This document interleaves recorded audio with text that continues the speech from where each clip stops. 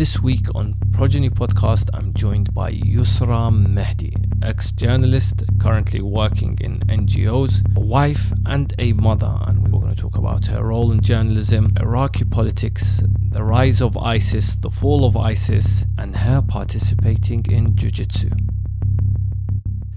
So, Yusra, thank you for joining us. So much to talk about. I know. So I'll crack on.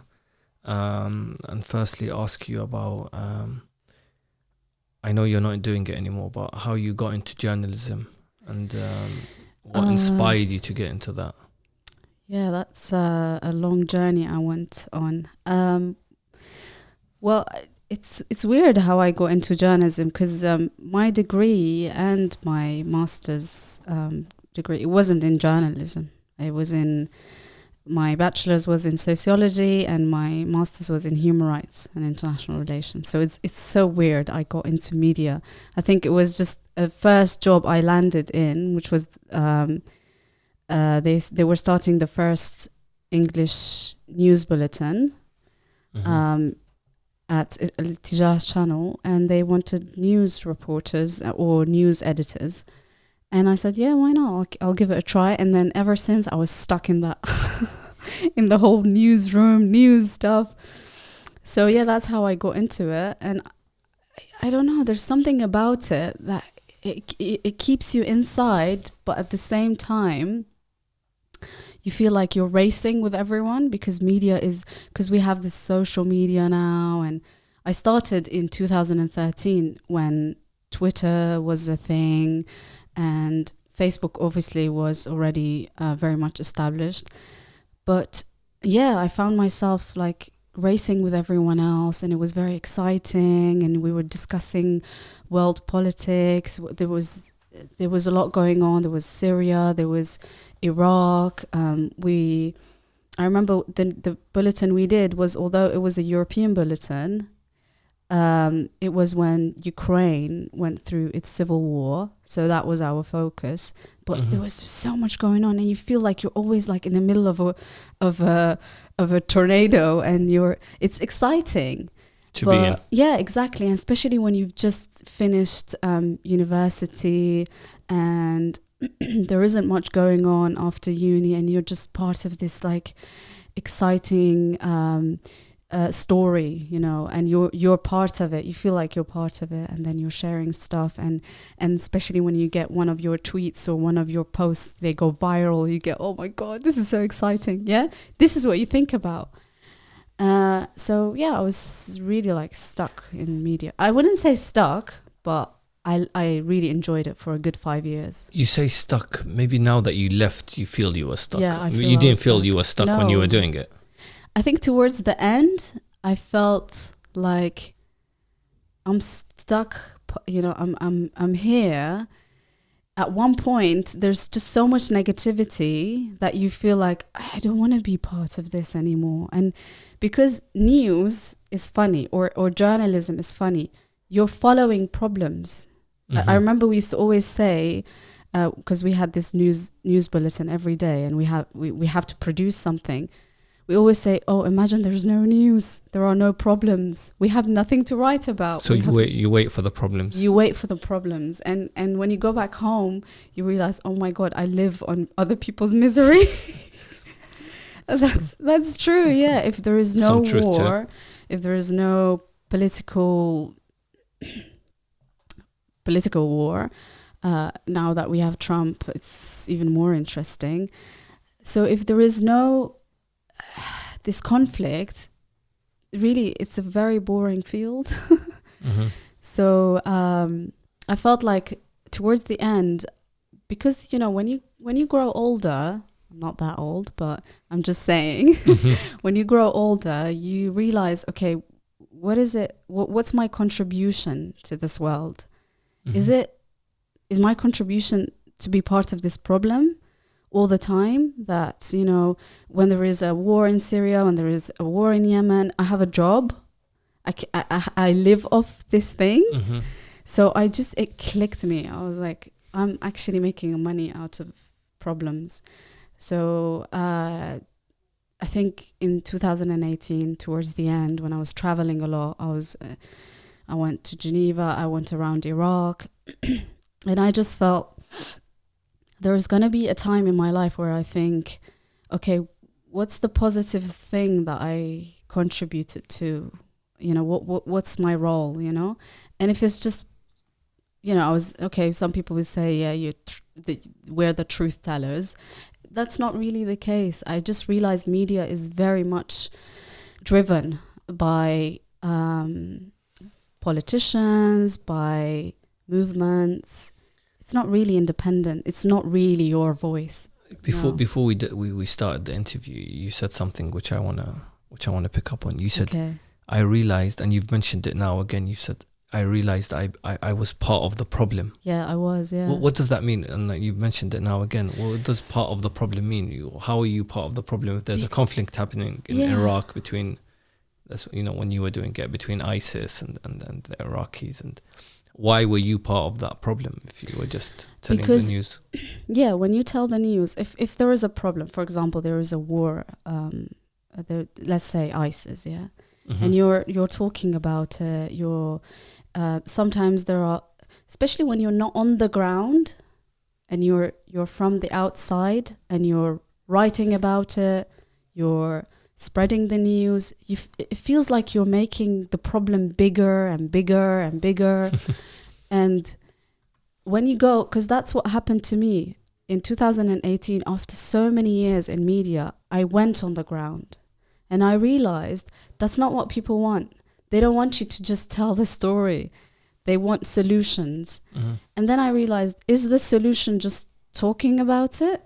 Because you talk about it and then people get involved, but it just grows and grows and grows.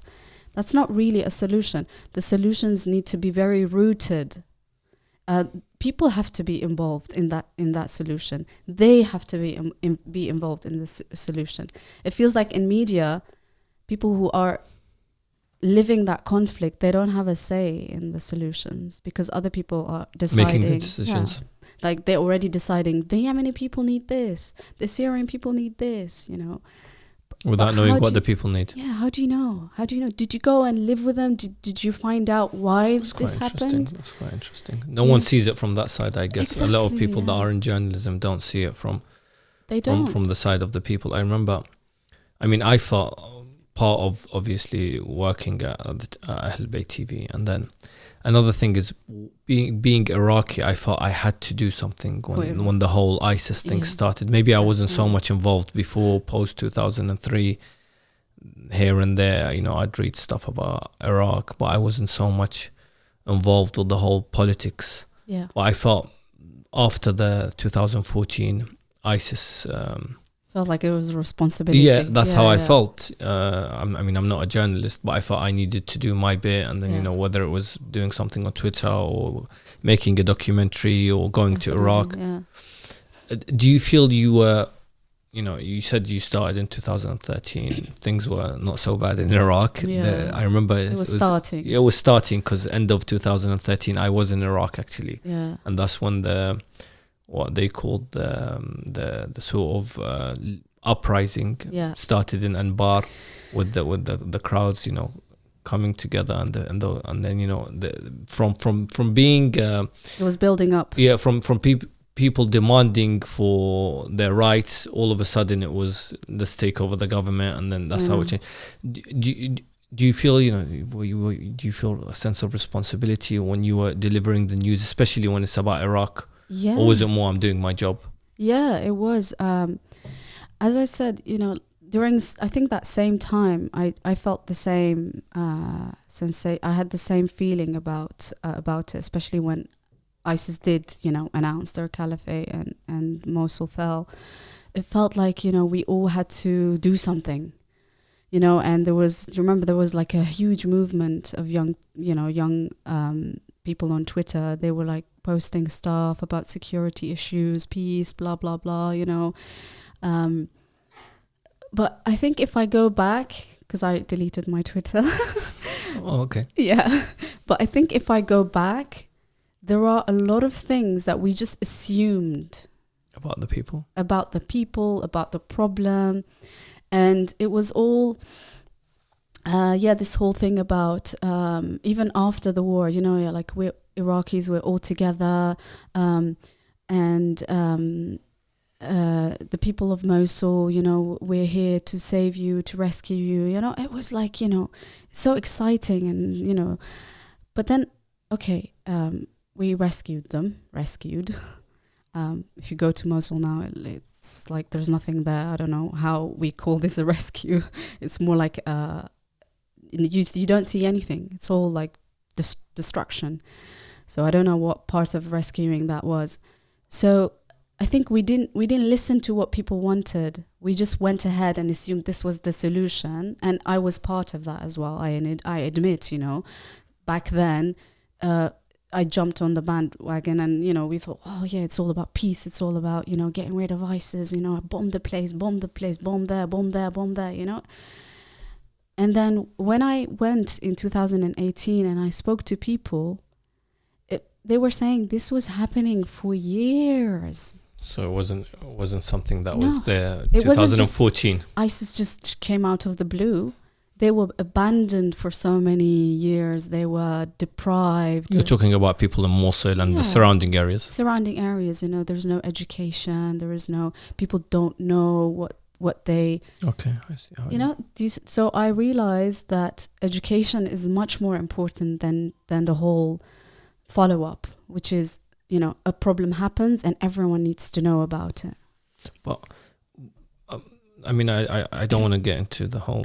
Well, maybe actually I do want to get into the whole debate of what of the whole. You know, you mentioned, you know, education and they were being deprived. The government sort of deprived them. But wouldn't you say the same happened in Basra? Yeah, definitely. And in Najaf and trend. In Karbala? So it happened everywhere in Iraq. It wasn't like they were deprived because they're in Mosul. No. It happened the whole of Iraq. Everyone was being deprived and everyone did not have education, correct? Let's agree on that. Exactly, yeah. So what's the difference between the people in the south and those in Mosul? So does that make it okay for the people? So tomorrow if people in Basra come out and declare a caliphate and say we're going to take over, I don't know.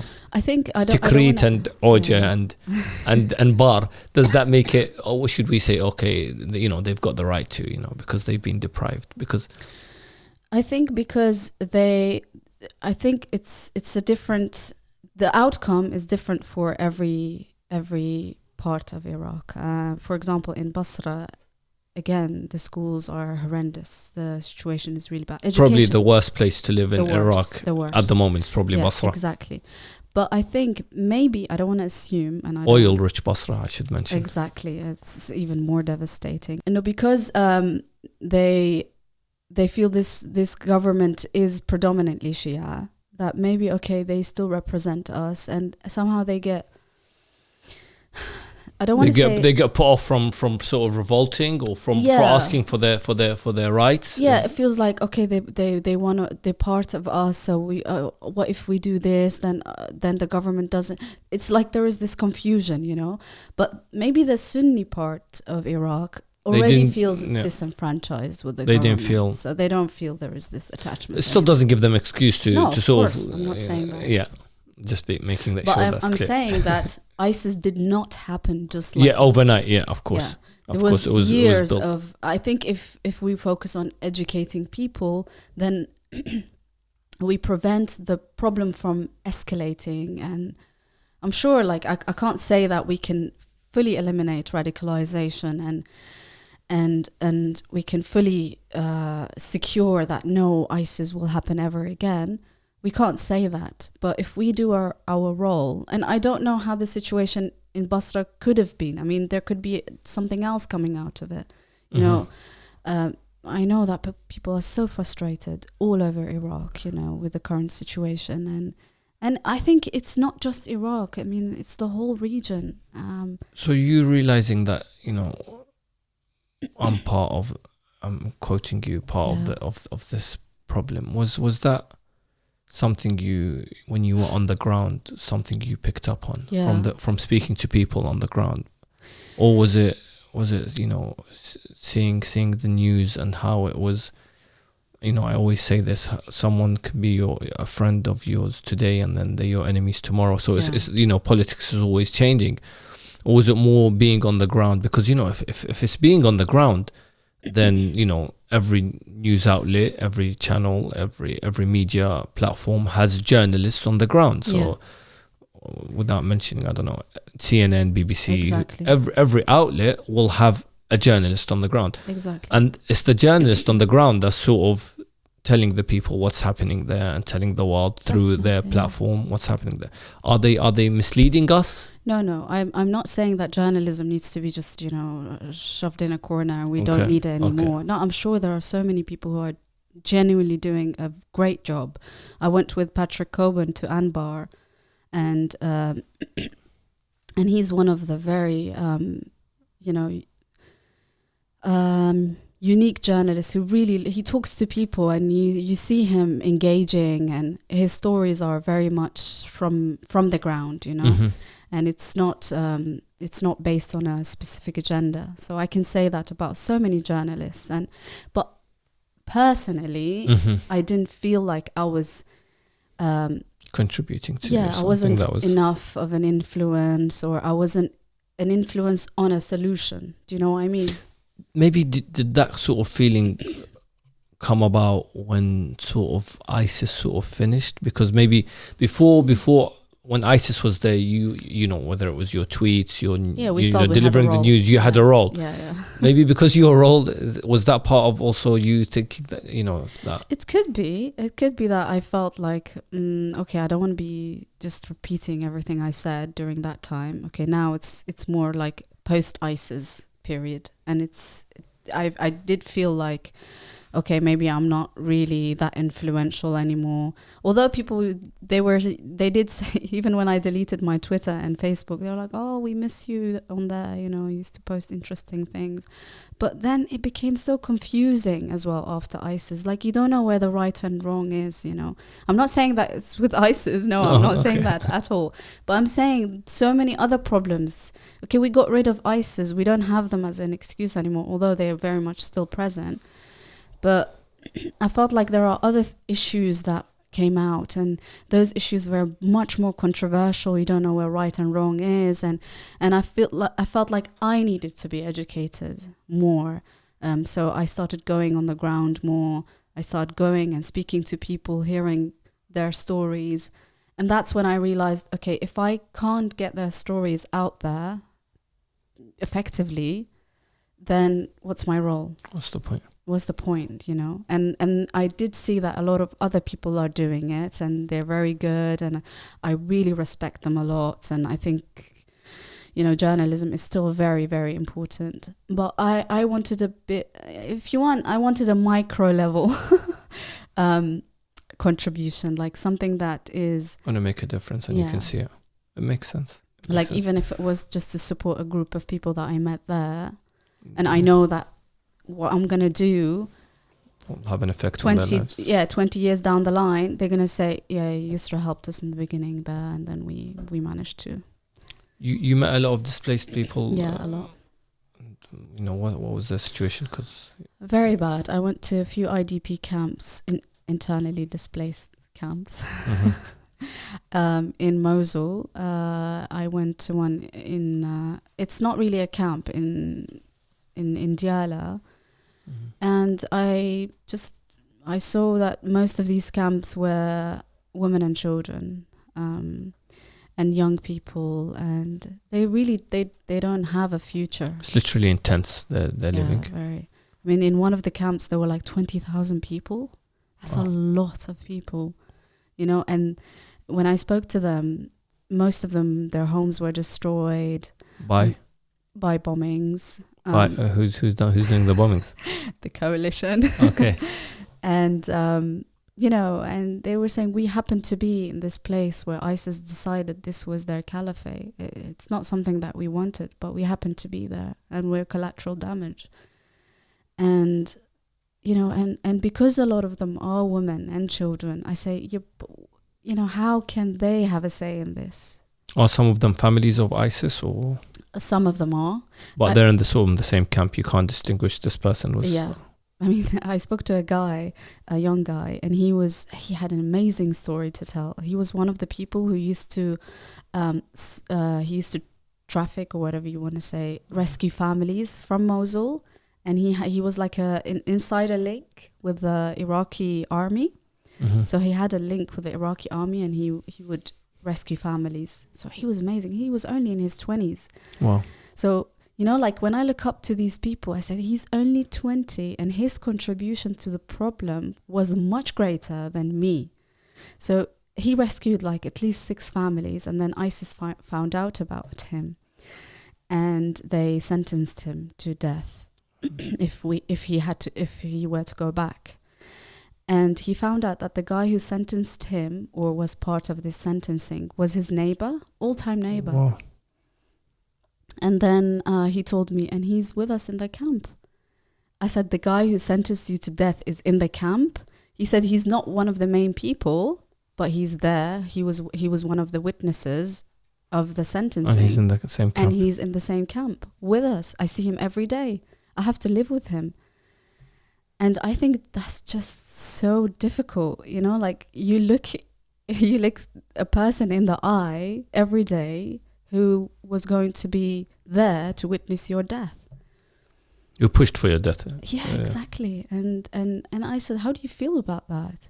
He said, well, I have to just live with it, you know, like, you know, we're over this now. And I said, do you forgive him? He said, it's not about forgiving. It's about what do I do about it? I just have to live, you know. I have to find solutions for my life, for my family's life, and for the people who live here, the next generation. He points to the children. He says, it's for them. I feel, wow, a 20-year-old speaks like this, and he's just willing to just put aside all these grievances and say, okay, whatever I'm going to do, it's for those young people who are going to be, you know, It's touching you're sharing these stories. A lot of people that were involved in speaking about ISIS and the formation of the Hashid and the role of the army within Iraq, whether it was, you know, Iraqis or people that were part of the whole trend at the time, or even journalists. Yeah. Not a lot is focused right now on what's happening in Iraq. Yeah. I mean, like you said, you know, there's a lot happening everywhere else. But, you know, ISIS, there are a few ISIS pockets here and there. Definitely. Not that they've come out and said that they're calling for another caliphate, but they're still in hiding. How do you see, because a lot of people think it's over, ISIS are finished, you know, we've got a new government which was elected last year. Not that a lot of people are now for the elections. I'm guessing 40% or something like that. So it was the lowest turnout since post 2003. Anyway, how do you see, and so we move on to other things, because if we can talk about politics, I know it's never ending. How do you see Iraq now? You know, for those, especially that, you know, you visit quite a lot. You were part of the journalists that went for a few conferences in Iraq. How do you see Iraq post ISIS? I see a glimpse of hope, because I feel like there are so many problems. We can't deny it. I mean, there are so many problems. But I think maybe now that people have a bit of stability, especially in Baghdad, because last time I went was in December, when they have a bit of stability, they can actually turn their attention on solving civil problems, you know, problems that are inside their institutions, because corruption is a major thing in Iraq. And I think now that there is a bit of stability, people are paying attention, and they are saying, oh, we need solutions, we need corrupt leaders to be scrutinized, we need this, we need that. There are not a lot of them, but it's happening. You know, I when I went to a lot of the meetings in Iraq, involving a lot of youth leaders, this is their aim. We wanna, you know, advocacy. You know, we wanna change laws, reform. You know, even the elections, they feel like it was a lot of that was fraud. You know, That's what they want. They want to reform that. So now their attention is more on reforming this. And I've heard so many people say the constitution needs to change. Yeah, that's a good thing, you know. It's a very good people thing. are now looking beyond the just survival. You know, we just want to survive. We just want our kids. They want change now. They want change now because they feel like this safety is to an extent, you know, there. So now their focus is going to be on reform, you know. And I really hope. I still believe that education is a huge part of that. I agree. Not just education as in educating people, raising awareness about their roles, their citizenship, you know. And if we really want a true democracy in Iraq, if that's what we're going for and that's what we want, then we need people who, it needs to happen bottom up. You know, we need people who are actively involved in establishing this democracy. We can't keep relying on, political parties, political allegiances. You know, it's just going to be the same story again. Talking of education, I'm sure, I don't know if you read, but it was, I think, a few weeks ago that the Iraq's Baghdad University made it into the global list ranking. That's amazing. Which was really amazing. Yeah. You know, I felt really proud saying that. So you're talking about education. So that's something that matters. Someone sitting on the edge now, they're about to go into university, or even someone that's just finished their A-levels, it's a summer holiday, they've got another year of A-levels. Or would you encourage them, I'm sorry I'm asking you this, would you encourage them to go into journalism? I mean, a lot of people that have asked me about media, I've always said yes, you know, media is the big thing, it's happening, especially with, you know, social media. But journalism, you've done it. You know, it depends what their goal in life is. I always say that. I know it's like a huge statement. Especially that you did a different... Yeah, I did a completely different degree. That's why I felt like I was distracted almost. Because even when I was doing the degree, Human Rights and International Relations, I went into that degree because I wanted to work in NGOs. It's so weird. Like, I went into media when my goal was to go into NGOs. And when I graduated, the first... if you want, not job, but voluntary job I did was at the Refugee Council for about 6 months. And I liked it a lot. But I don't know how I somehow drifted off and got into media. I'm not saying that media is a horrible place to be, but it wasn't for me. So I think it all depends on what their passion is, what their goal in life is. Maybe they are great writers. Maybe they have... Because some people, they have this charismatic personality that maybe they can persuade people, and they can. Why not? I mean, they're the voice of people. I don't know. We can say that, but maybe I didn't feel like I was influential enough, you know, to be part of that. I don't know. Maybe I'm underestimating myself. So now coming to what you're doing now. Yeah.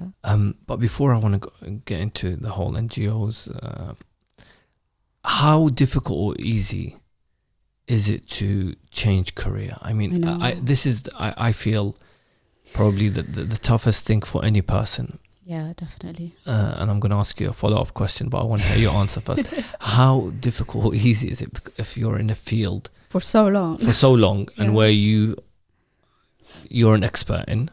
You've done a good job in it, and you probably can continue doing what you're doing at a different with a different platform. Yeah. Yet you chose to change careers and go back to what you had intended to do. Yeah.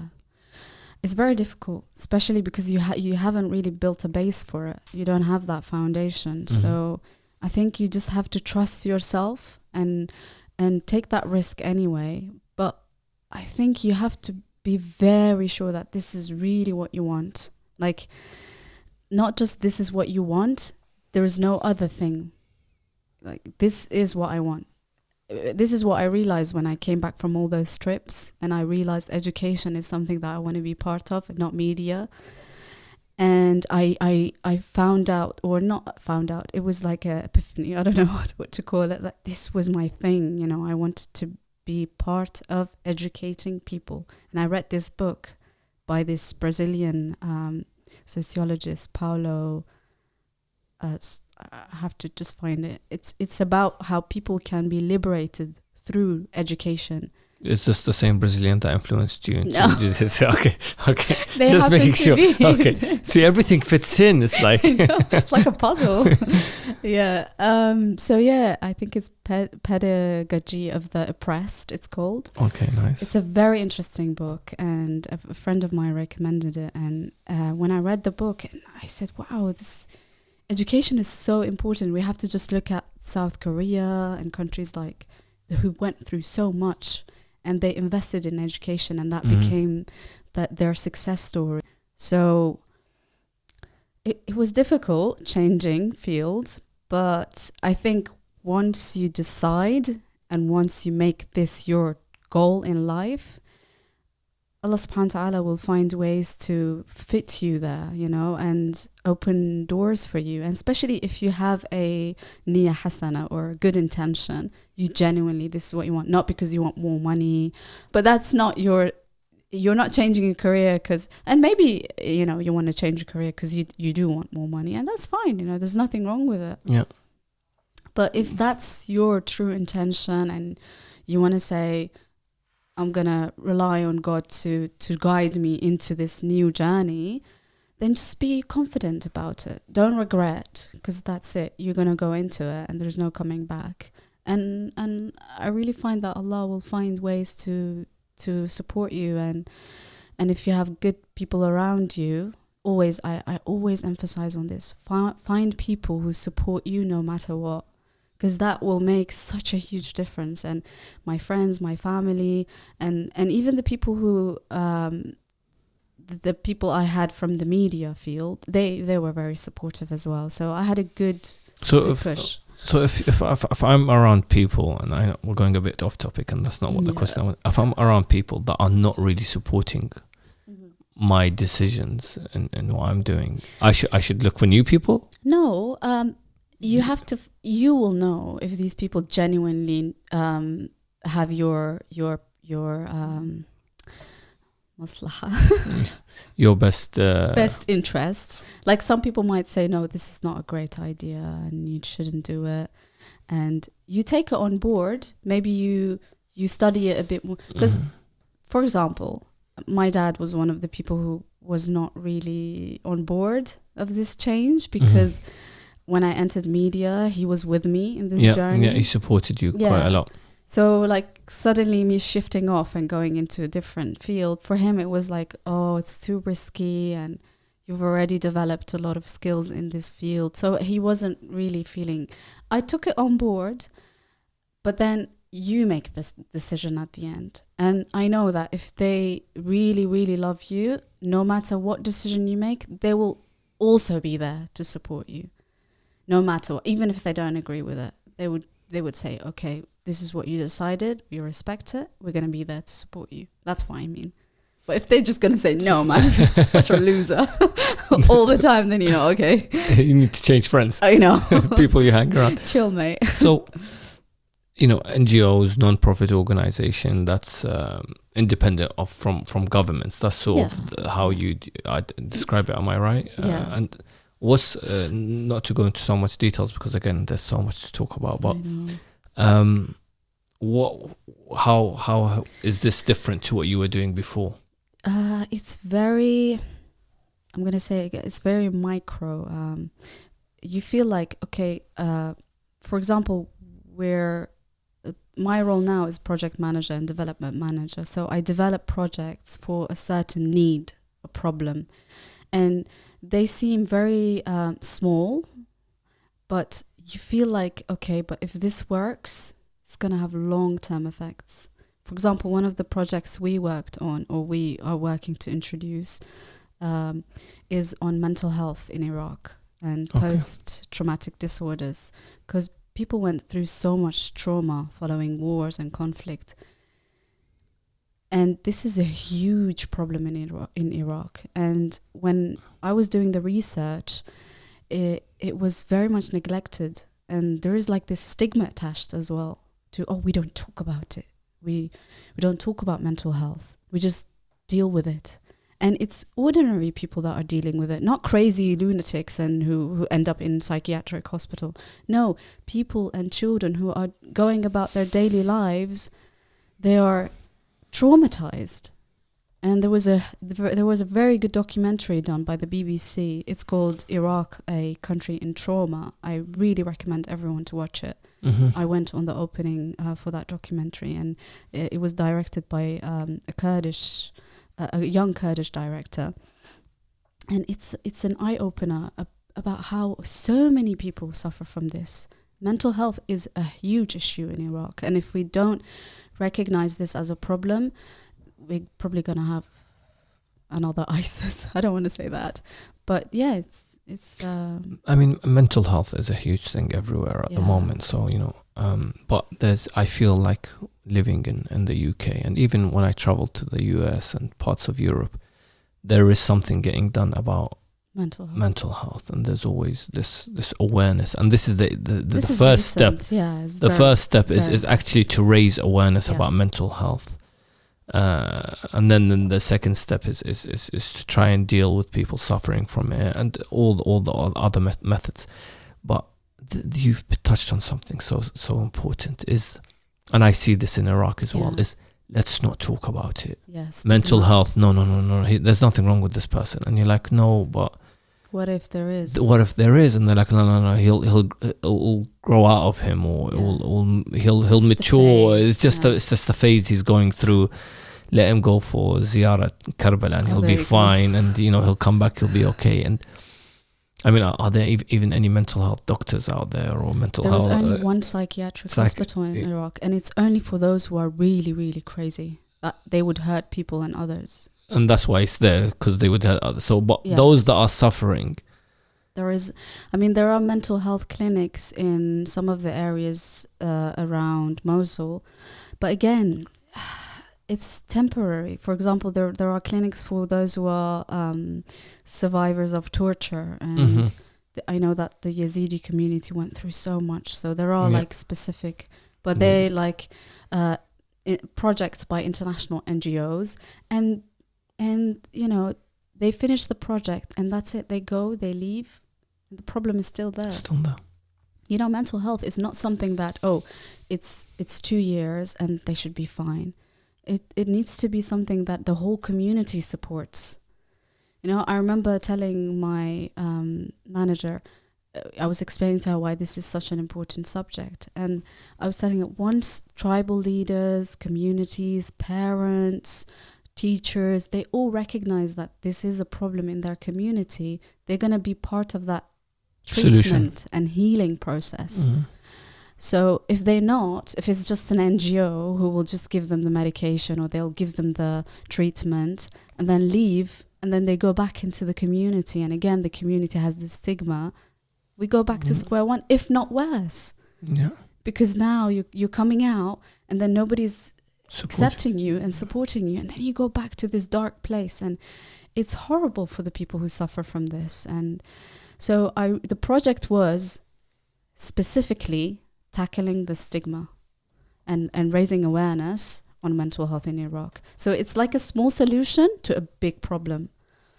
So that's why when you were saying like how do I see myself, it's like starting from small solutions, but we know that the effect is gonna have a huge impact on, hopefully, the crisis.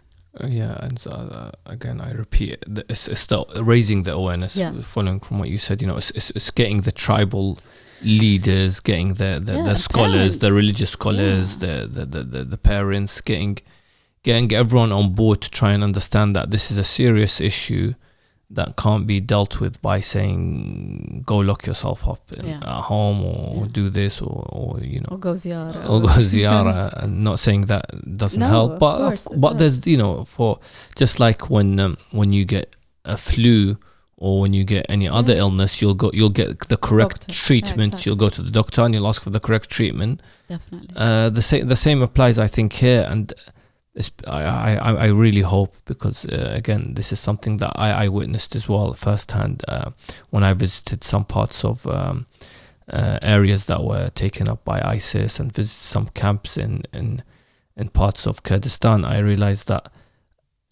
a lot of people are suffering, and they're suffering inside, and they don't want to come out and say that they have a problem because it's a stigma. So inshallah, I hope that things will improve. Yeah, hopefully we get the fund for it. with your help. I really hope you do.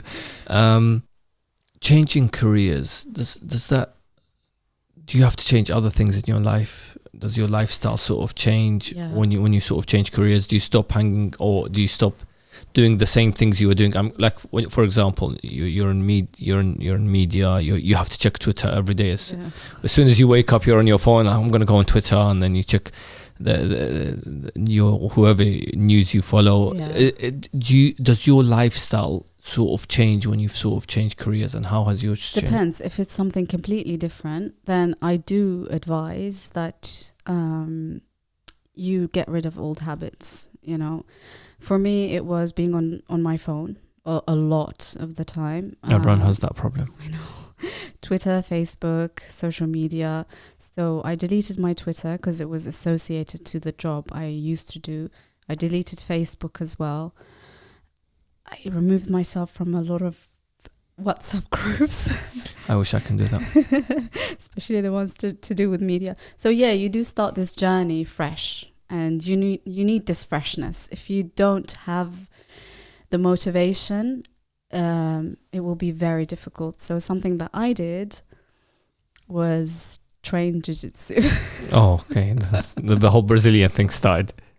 Was that the same time sort of you left your... Same time. I started my job in January, and that's when What inspired you to get into that? How did you even get into that? Did you even know...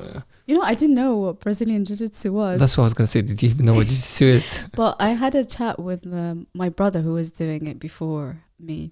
And younger or older brother? Younger brother. Okay. And he was in uni. And I was describing to him my job. And I was like, it was a lot about, problem solving. And then he was like, you know what?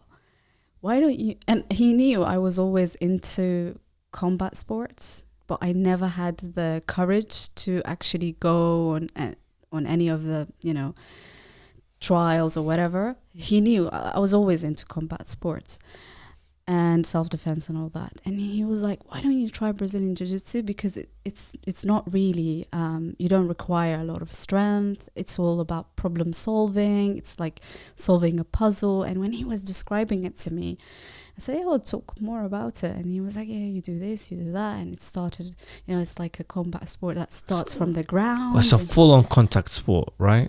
Full-on contact is very much ground-based. So basically, you pull your opponent to the ground, and that's when your fight starts, basically. And it's different from other combat sports because you use a lot of techniques and leverage, and you don't have to be big and muscly, So for women, it's a great thing. Everyone do it. No, I'm joking. But so you've been involved 7-8 months since? Yes, it's now 7 months. Yeah, and I love it. It's like... So after that little talk with your brother, you thought, that's it, I'm going to why not? And I'm one of those people that likes to try new things. Twice. I just go straight away. I was like searching because the conversation I had with my brother was very interesting, how he was talking about this whole problem solving.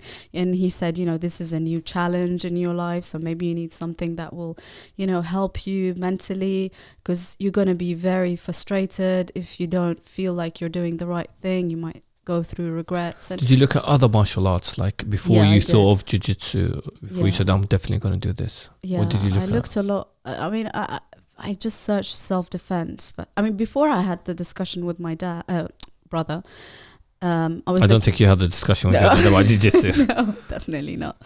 I was looking into other self-defense, and there were martial arts, and there was something called Krav Maga. But when I talked to my brother about Brazilian Jiu-Jitsu, I found that this was the thing that I wanted to do. And I quickly looked up women's only classes. And then there was this free trial that you can go on to in Fulham. It's so far from my house, but it still went anyway. I don't know, something just told me, go, try it. And I went for the trial, and I really liked it because the coach was telling me about the story of Brazilian Jiu-Jitsu, how it started. It was one of the weaker brothers of the Gracies, and his older brothers or his more stronger brothers, they were doing Jiu-Jitsu, and he was the weaker one, and he was fragile, and he was like, so he founded this through technique, through, you know, finding loopholes, getting yourself out of a tricky situation. And it was very interesting. And then I used to take 2 classes a day, and now I'm taking 6 classes a day. 6 classes? Sorry, a week. 6 classes a week. From 2 classes a week to 6 classes a week. And so what do you want to achieve in the long run, do you think, from Jiu-Jitsu? Oh, I'm going for that black belt. Okay. Yeah. So it's different colored belts, just like all my. What other colors? It's really like perfecting this art. I see it as an art. So there is white belt. Currently, I'm white belt, and you get 4 stripes on your white belt. I have 3 now. So you're 1 away from the 4th. 1 away from the 4th, but you stay in each belt for a long time until you develop the skills. Then you go to blue belt. Then from blue belt, you go purple, then brown, then black. But it could take from between 10 to 15 years to get a black belt. You know, a lot of people might find this weird because it's like putting Iraqi to one side. The fact that you're Iraqi, you're probably the only Iraqi female that I know. There is actually a lot. I'm sure there is, but maybe not hijabis. Yeah, and hijabi. Are you the only hijabi? No, there are 2 others. Because it's a women's only. Yeah, so there's there are 2 others. They Bangladeshi. Younger than me, obviously. But we have a huge woman group in the academy where I train. And that's a good thing, because now they're like family, you know. I really associate myself with them. And we all unique and different and from different backgrounds. And it's such a diverse place. And everyone has different problems, different age groups. So it's very interesting, and it's that freshness that I was looking for when I changed the job, and it was very. Did you like it from the beginning? You know, your first lesson, if you went in, and did you think, oh no, this is not for me, and then you started to get into it? My first lesson was a disaster.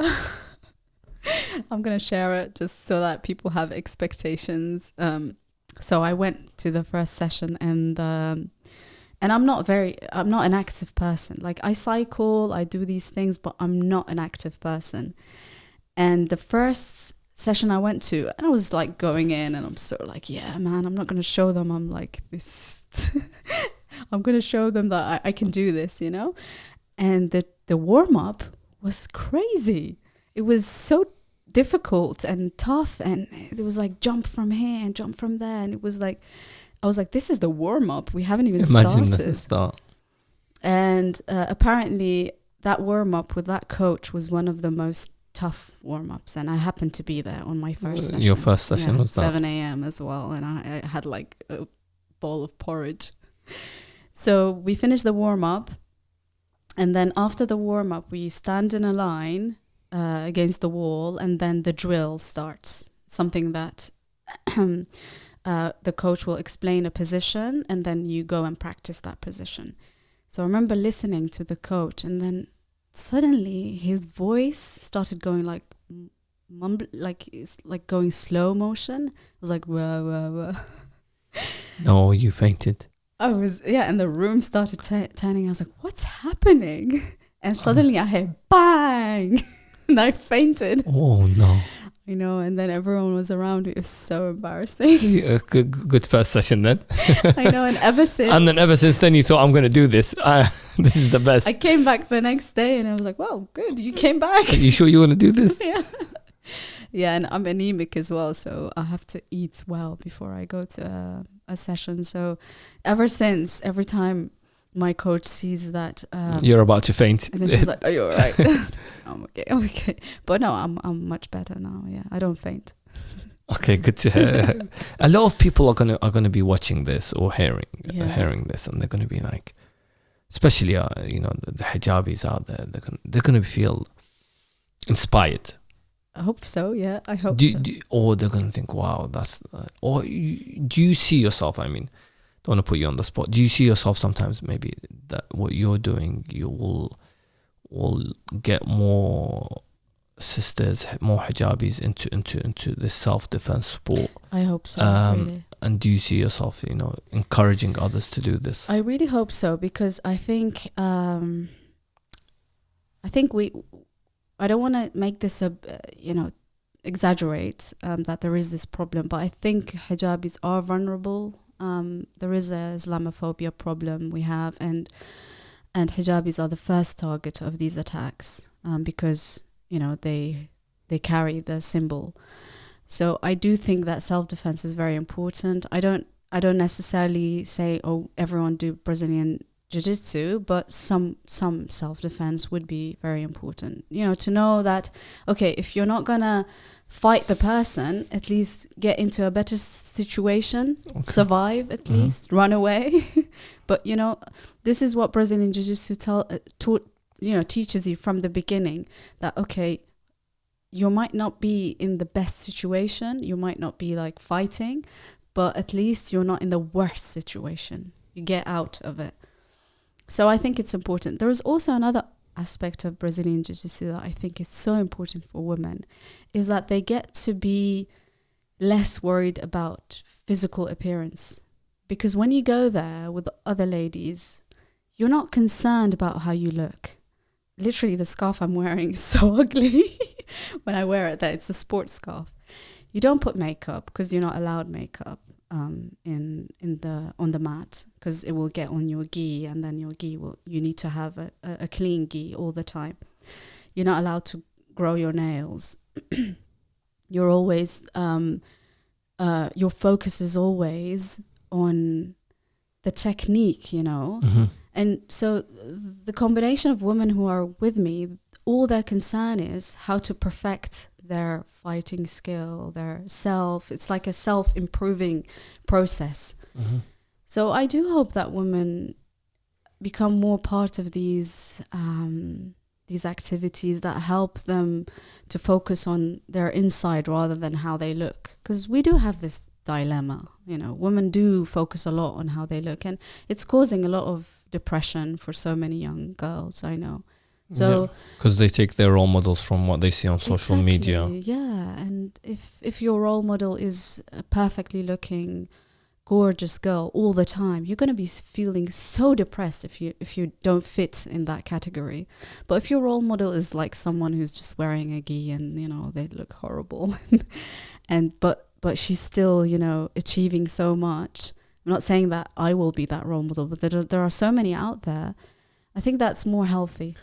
On the other side of the scale, where you have those that will also, why is she doing this? She's in hijab, and how easy is it to pursue such endeavors like going and doing jiu-jitsu, considering the cultural plus the religious expectation and boundaries that you have, because even though, as you mentioned, it's an all women's class, but did you face those? I mean, we face challenges all the time, and if you start concentrating on what people have to say, then you won't live. That's how that's sort of the way I see things. Because if you always pick up on this guy said this and this person said that, and then you won't sort of live your life. Yeah, definitely. So how easy is it for you to have you had any negativity from being the hijabi on one side, a Muslim, and then on the other side an Iraqi, because of course.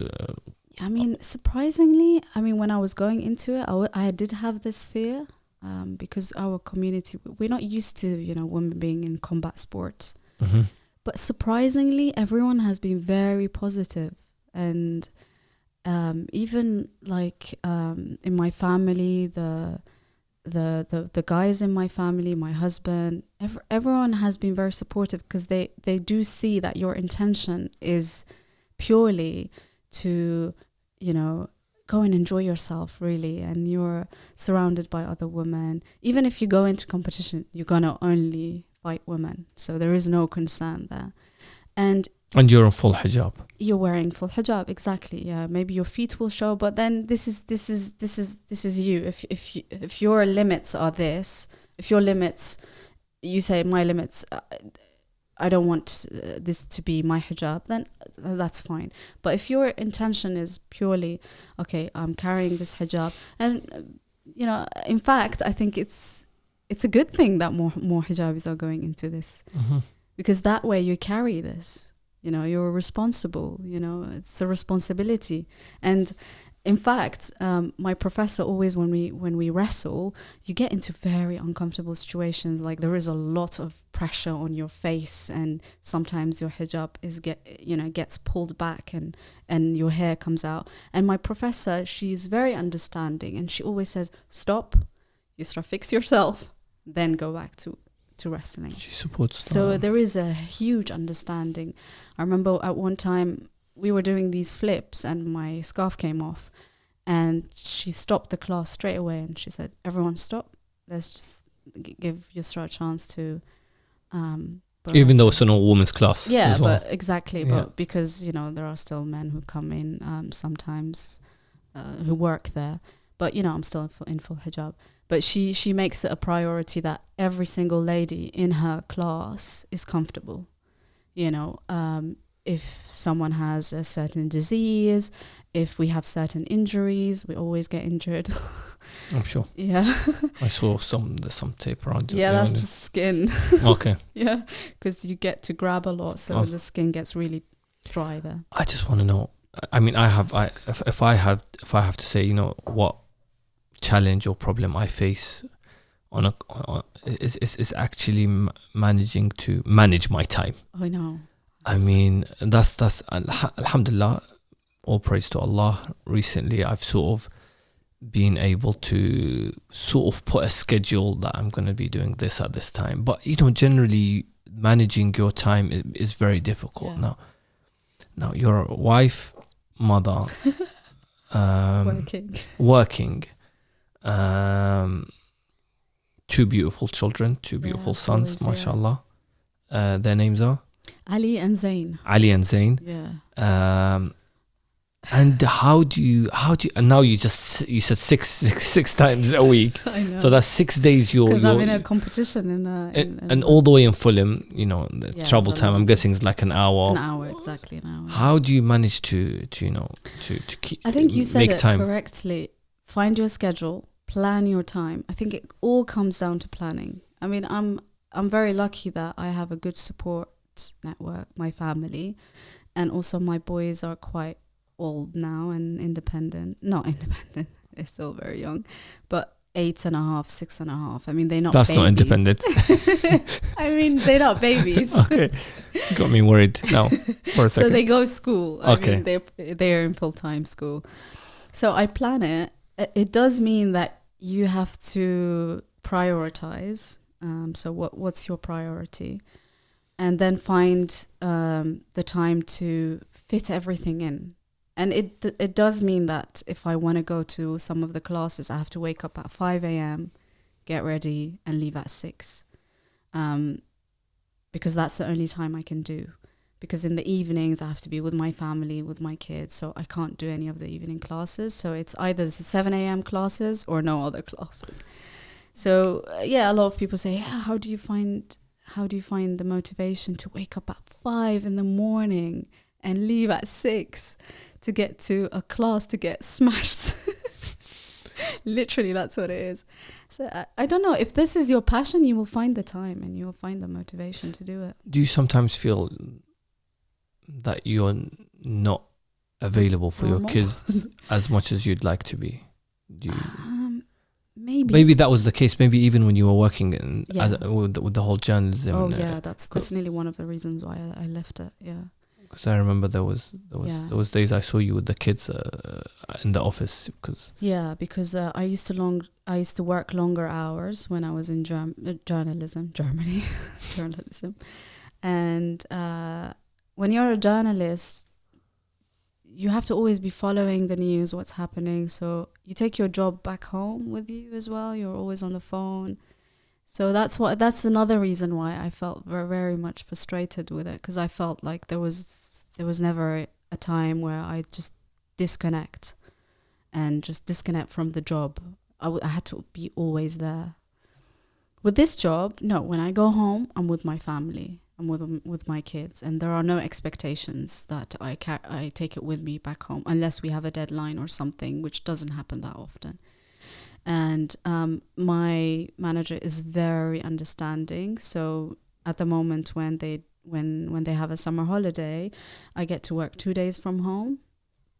So that's so important, this understanding that I'm a mother, I have all these responsibilities. It's very important. And as I said, I have a good support network. I have my two sisters and my mother. They always help me. But yeah, I also have to find the time to take my kids to football club. My son Ali is really into football. This is what he wants. It's to be a football player. It's to be a football player. Which team does he want to play for? I think he said Tottenham or Liverpool. I'm not sure. Okay, you're not good with the football, No, are you? I'm Because not. Tottenham and Liverpool are two different teams. Okay, you can't be one. I don't know which he Okay. mentions it all the time Okay. and he also keeps changing as well. Okay, he's like his mother. He I likes to think change. Juventus, he says once. I'm not Okay, sure yeah, yet. Italian team. Yeah, so he's really into football. He's always outside playing, which I think is good. Yeah, He has yeah, a of course. passion. So I have to make sure that it's not just about my passions, it's about my kids' passions as well. So you've kind of balanced the whole Yeah. jiu-jitsu work exactly. and family. So yeah, if I don't answer your messages, it's because I'm too busy. But no, I try to make time. And my younger son, he's still very young, so he doesn't really have this. He's just still very young, playing and all that. But yeah, I take them to clubs and stuff, and I try to do the work in jiu-jitsu when they're in school Okay, great. or when they're sleeping. Having a career and being a mother, I feel now there's a demand for the society sort of demands women to have a career, even if they're mothers. Yeah, definitely. If you're like, oh, how come you're not working? Well, I'm looking after my child. It doesn't work that way. You're supposed to have always. Do you think there's a lot of pressure on women to have a career, or There is is, yeah. I think, London is very, it's a very tough place to live. Honestly, I think in most of the cases, the two parents have to work to make a living. But if you can manage, I think motherhood is an amazing thing. And I actually, when I look back, and I started working when my son was quite young, he was like 9 months. I do regret it. I missed on his first steps. I missed on his first words, and you feel like, was it worth it? But then you have to, sometimes. you had no choice then? Life just, there are demands, and, you have to just support your husband sometimes. Because yes, of course, motherhood is the most beautiful thing a woman can have. Mothers, they do an amazing job anyway. And in fact, I think it's one of the most difficult jobs, and it's not easy. And Being a mother. Yeah, it is. It's very difficult. And, they say, when your kids grow older, they go to school. No, it's still difficult. You grow with your kids, and the responsibilities grow, because you have to be very aware. And if you don't have the support of your family, my mom supports me a lot, then if you're a working mother, you will find it very, very frustrating. And, sometimes my kids say, oh, Mom, I remember I missed out on a few parents' evenings or parents' meetings at my kids' school. And when I did go on one of them, my son Zayn was like, Mom, I'm so happy that you're here. And, this means a lot for the child. And and I do feel like if you can not work, if you can afford not to work, then don't work. Motherhood, perfecting it is already a huge task. You won't miss these precious moments with your. What do the kids think about you doing the whole jiu-jitsu? Are they more scared of you now? No, they told their friends in school that our mother is a ninja. Yeah, it's very funny. They don't know what it is, but when they see me, because my brother is doing it as well. Sometimes we spar, and oh, mom, are you gonna get hurt? And I took them once with me to one of my training sessions, and on that day I got injured. Oh no. Yeah, it was very bad. So you're either fainting or getting yourself injured. Which is usually the case. And so on the day that I took my kids, I injured my thumb. And so my son Ali was like, Mom, are you okay? I said, no, Mom, it's fine. You know, you get hurt and then you get up. I think that actually does show them that, resilience and, this non-quitting attitude is very important for your kids. So they like it. But Ali wants to get me into football. It's also a sport. Yeah. Do you feel that there's also the rise of feminism? I mean, where are you on that side with women? Side of feminism? Because if someone has, especially the last part of this interview, the whole Jujitsu, are you on that? No, I think once you mix politics with the natural, I don't know how to say it. This is naturally women find comfort in motherhood, and I'm not an advocate of women going into work, because I've been there too long to think that. I'm not saying the best place for a woman is her home, but I'm saying that if you want a woman to be comfortable, maybe this is what is meant for her. And the challenges that women face in employment are so difficult. If again, we'll go into a whole new topic, but I don't. If a man had said that, God. For a woman to feel comfortable, they should be at home. Then it's for her own mental health. Because I do suffer a lot from being so busy all the time. But this is what I choose, because I think I'm capable. But I think. So you're saying one day you would want to be. Yeah, I want to be home. And I always used to say that if I could take time back and I wasn't forced to go into work, then I would be with my kids as long as possible at home.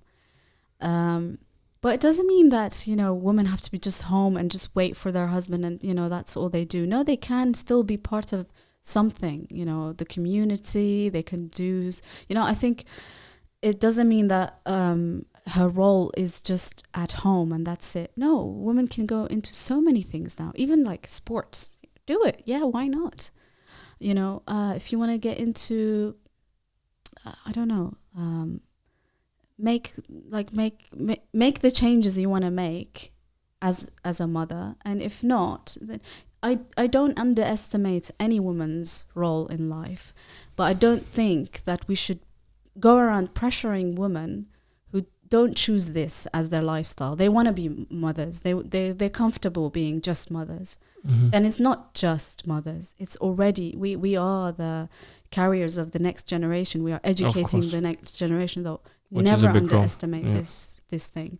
In fact, women who perfect motherhood, I think they make pioneers, I travel quite a lot, especially during Muharram, and I always say that whenever I see a good community, or a community maybe that have youth involved, or have a kids program, or have the youth involved in the actual program itself, running it, I always say this in my mind. I might not say it to them, but I always say this is a community that has good mothers. Good mothers, yeah, definitely. And you're doing a great job fitting everything in and being a good mother. Hopefully. Making time for this interview as well. I know we've been trying to have you on for quite some time. And thanks for coming.